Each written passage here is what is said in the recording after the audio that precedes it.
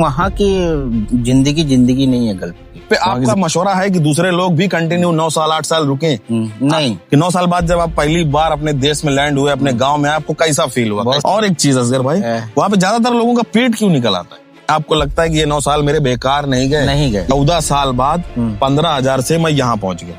क्या Qatar India के लोगों को जाना चाहिए? आप कुवैत में ऑलरेडी रहे हैं, कतर में ऑलरेडी हैं, सऊदी के बारे में सुना होगा आपने। तो इन तीनों कंट्री में जैसे एक चूज करना हो कि यहाँ जाना चाहिए, तो आप कौन सी चूज करें? किस वजह से आप लगातार 9 साल वहां पे रुके? अपने गांव का एक लड़का है जिसको कुछ भी नहीं मालूम, वो अगर जाएगा तो वो कितनी सैलरी तक हासिल कर लेगा वहां? अस्सलाम वालेकुम। जैसे कि आप सब लोगों को पता है, मैं भी फिलहाल इंडिया में हूँ। इंडिया में कहाँ? अपने गाँव में हूँ। और आप लोग को पता है, मैं कुवैत से और गल्फ से रिलेटेड जानकारियां अपने चैनल पे लाते रहता हूँ। उसी से रिलेटेड मैं एक और जानकारी आप लोग को देना चाहता हूँ। ये मेरे भाई के जैसे हैं, बड़े भाई के जैसे हैं। ये 8 साल बाद कतर से आए हैं, तो इनसे जानते हैं कि लोगों के दिलों में जो यहाँ पे वहम है वो चीज हकीकत है या नहीं, क्योंकि 8 साल का एक्सपीरियंस एक बहुत लंबी चीज होती है। तो ये मेरे बड़े भाई के जैसे हैं। इनसे कुछ चीजें हम लोग जानेंगे जो आप लोगों को वहां जाने में हेल्प करेंगी। पहली चीज तो ये कि कुछ लोगों को वहम है कि वहां पे पैसा पेड़ में लगा है, ये भी जानेंगे। दूसरी चीज ये 8 साल वहां पे रहे तो वो जिस चीज के लिए रहे वो चीज हासिल हुई या नहीं हुई। 8 साल में इन्होंने क्या क्या हासिल कर लिया, या 8 साल काफी थे या अभी फिर से जाना पड़ेगा, और जो नए लोग वहां पे जाना चाहते हैं उनके लिए इनका क्या मशवरा है। ये सारी चीजों के बारे में हम लोग थोड़ा करके जानेंगे इनसे। और ये मिलाता हूं मैं आपको, ये है हमारे असगर भाई। असगर भाई अस्सलाम वालेकुम। वालेकुम अस्सलाम। क्या हाल चाल है असगर भाई? अल्हम्दुलिल्लाह, खैरियत से हैं? अल्हम्दुलिल्लाह। थोड़ा आवाज अपनी तेज रखिए ताकि लोगों को सुनाई दे। ओके। ये बताइए, आप कतर में थे? जी हाँ, मैं कतर में था। कब से हैं कतर में आप? करीब हो गए हमको 11 साल कतर में। 11 साल। आपका ये लास्ट सफर जो था अभी जब आप आए हैं? 9 साल का था। 9 साल का था। आप 9 साल बाद कतर से आए? जी।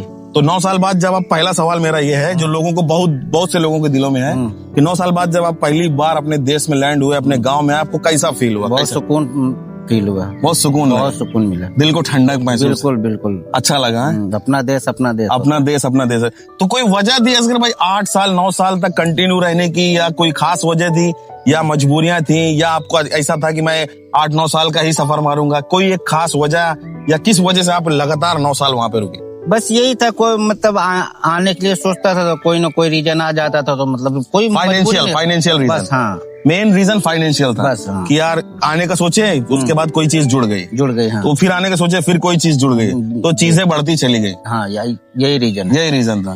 तो जब आप गए थे, आपके सबसे छोटे बच्चे की उम्र कितनी थी? सबसे छोटा लड़का लड़की जो भी था आपके पास? शादी की उम्र थी तकरीबन वही 9 साल की थी। 9 साल। जब आप वापस आए तो 18 साल की? 18 साल। माशाल्लाह। तो मतलब आप इतनी देख के गए और इतनी बड़ी मिली आपको। जी। मतलब एकदम चेंज, सब कुछ एकदम चेंज मिला। पूरा चेंज ही है। पूरा गांव, लोग, बच्चे, सारी चीजें एकदम बदली हुई मिली। तो ये चीज हो गई। चलो दूसरी बात है असगर भाई कि वहाँ पे आपका मशवरा है कि दूसरे लोग भी कंटिन्यू 9 साल 8 साल रुके? नहीं। आपका मशवरा कैसा है? आप नहीं चाहते कि कोई 2 साल से ऊपर? आप नहीं चाहते कि कोई भी 2 साल से ऊपर रुके?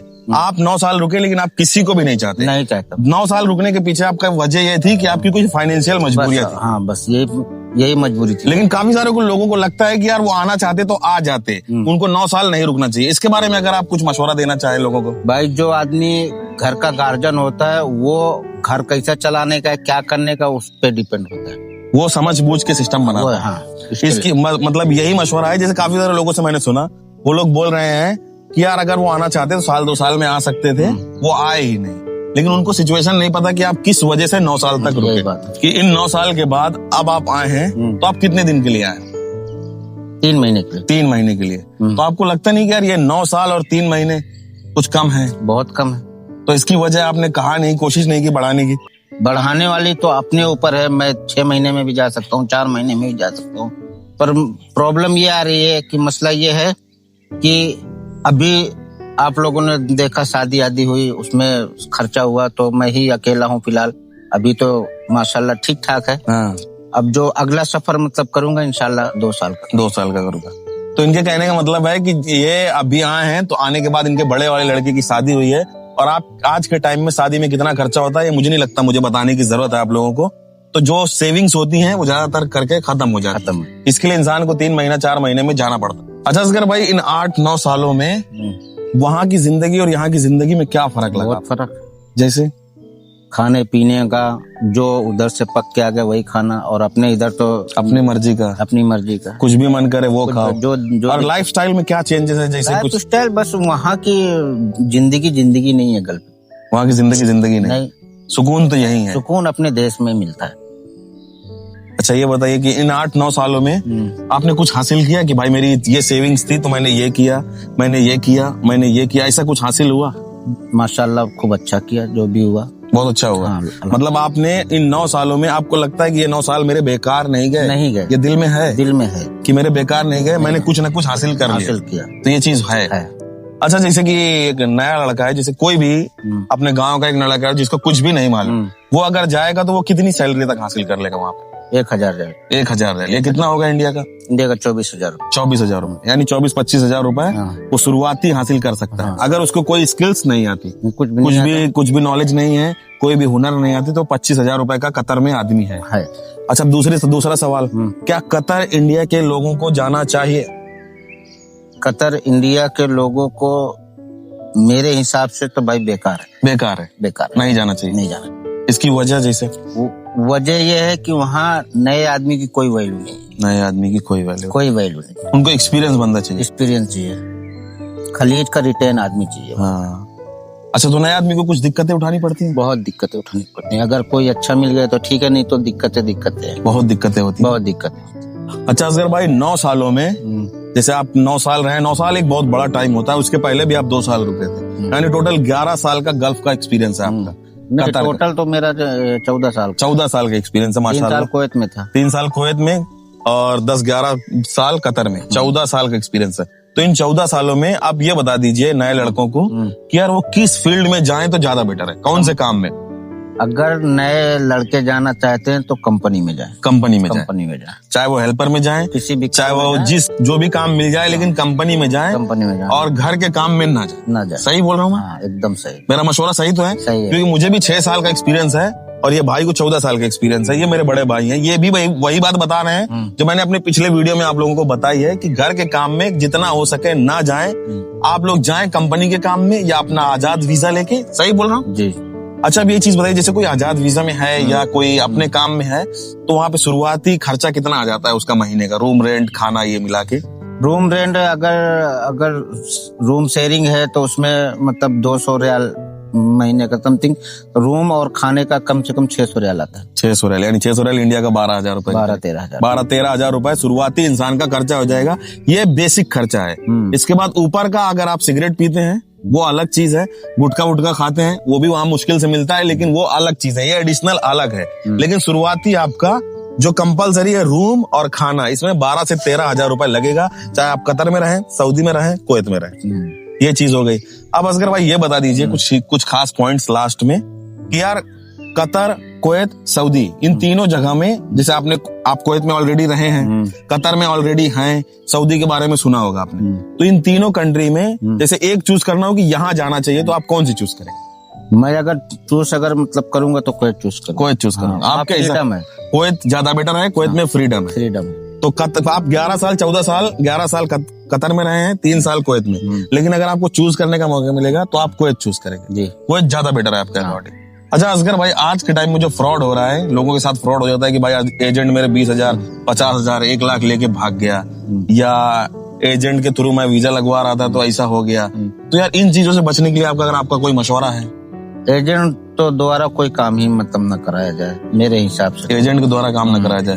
तो लेकिन अब जैसे हमारे तुम्हारे जानकारी के लोग हैं, लेकिन कुछ लोग हैं जिनके जानकारी के लोग ही नहीं है अरब में, तो वो लोग तो एजेंट से ही कराएंगे। नहीं, अगर जानकार आदमी, अपना खास आदमी, तो उसी से मतलब वो करे। नहीं तो अगर जानकारी नहीं है, अगर कोई मतलब एडवर्टाइज में फंस रहे हैं कि यहाँ का वीजा है, वहाँ का वीजा, तो वो चीज पे ना जाए, वो चीज दिक्कत देगी, वो चीज बहुत दिक्कत देगी। और अनजान एजेंट पे भरोसा ना करें। आप पर्सनली एजेंट से मिले, फिर उसके बाद देखें वो एजेंट रजिस्टर्ड है या नहीं रजिस्टर्ड है। वो वीजा इशू कर दे तो पेमेंट करें, वो भी फुल पेमेंट ना करें। जब आपका सारी चीजें हो जाएं तब फुल पेमेंट करें। सही बोल रहा हूँ? बिल्कुल। असगर भाई, अब एक लास्ट चीज है, मेरी लास्ट सवाल है जो आपको थोड़ा शायद दिल के करीब रहेगा। सवाल ये कि यार इन 9 सालों में आपको सबसे ज्यादा अपने गाँव में, अपने घर में किस चीज की याद आई कि यार आप ये चीज को मैं मिस करता था डेली, या 2 दिन में, या हर टाइम मेरे को इस चीज की ज्यादा याद आती थी? मैं सबसे ज्यादा अगर किसी को मतलब मिस किया हूँ तो अपने वालिद और वालिदा को और अपने बीवी बच्चों, यानी अपने माँ बाप को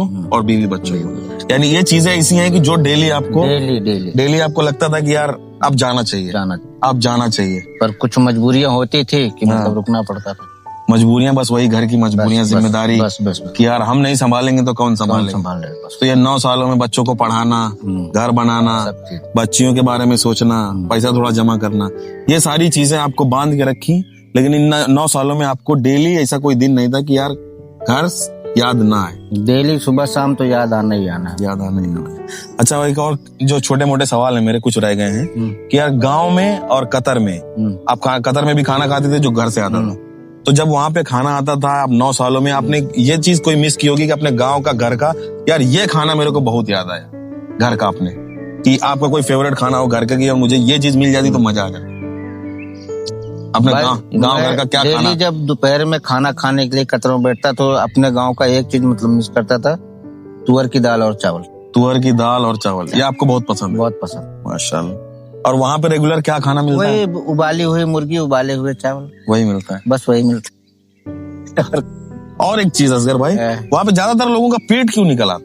बैठने से। इसका कोई मेन रीजन है कि वहाँ खाना खाओ मतलब लेट जाओ, मतलब कहीं किसी के पास मिलने जुलने का कोई मतलब सिस्टम ही मतलब नहीं बनाते। अगर कफील घर पे नहीं है तो दोस्तों के साथ मिल सकते हैं, है तो मतलब नहीं जा सकते, मना करते हैं। खाओ, बैठो, खाओ, गाड़ी चलाओ, वो भी बैठने का ही काम है। तो मेन रीजन यही है कि पेट निकलने का, ज्यादातर लोगों का वहाँ पे पेट निकल आता है। तो यही रीजन है कि वहाँ पे ज्यादा चलने फिरने का सिस्टम नहीं है, ज्यादातर बैठने का काम है, इसी वजह से पेट निकल आता है। और जो हाउस ड्राइवर है खास करके उनका पेट मतलब निकलता है, ज्यादातर उनका पेट निकलता है। और जो कंपनी वाले हैं उनका कम निकलता है, उनकी चाल फेर होती है। चलिए, बहुत सही। अच्छा, तो असगर भाई जब आप शुरुआती लैंड हुए थे कतर, कुवैत में, आपने बताया पहले आप कुवैत में थे, तो आपकी शुरुआत में सबसे पहले सैलरी क्या थी? 55 दिनार। 55 दिनार आज के टाइम में 2011 की बात, 2011 की। आज के टाइम में अगर कन्वर्ट करेंगे 55 दिनार को तो 14,500 रुपए होता है। 15,000 पकड़ लो। 15,000 रुपए इनकी शुरुआती सैलरी थी। किस काम में गए थे आप?